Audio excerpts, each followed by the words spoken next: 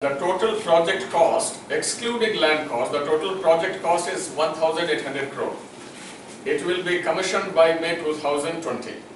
The land cost is about 200 crore. That is the first phase you are speaking about? First phase, that's right. 1,800 crore is first phase for 8 million passengers. Negi, the present footfall here in your airport is 6 million.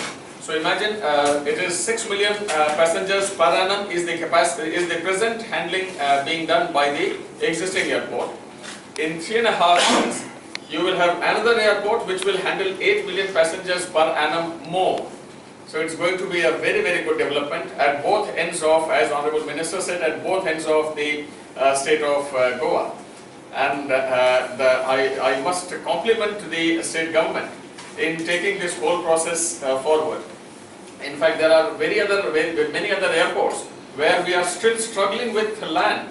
But this state government was able to get land, award, and go ahead and do the work. It is remarkable. 30% growth in traffic per year.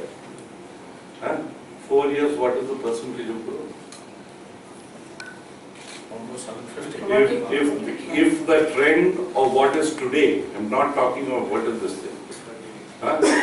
Now, do you want to choke out Goa or you want Goa to grow? I would think that Goa should grow. Now, if you are going to get an opportunity of growth, This part, if you don't mind, please. nobody is shutting down any airport. That's the point. Who Not be shut told you down. that they are going to shut down an airport here? No, point which you made, it has some validity.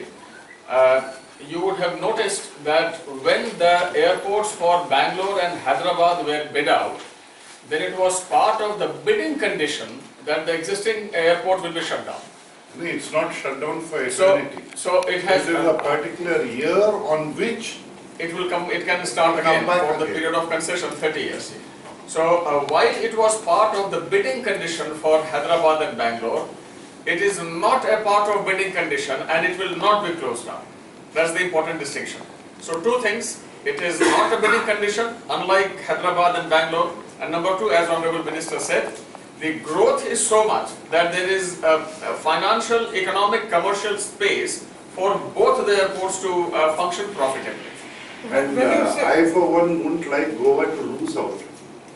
We want Goa to gain. Tourism is the highest employer for capital investment world over. And that's an opportunity that should not be lost to this place. Now in your existing airport itself, which is owned by the military, but Airports Authority has a civil enclave there. Airports Authority itself is making an investment close to 300 crore. One is the major item in that is the taxiway. I think that will be about 80-90 crore.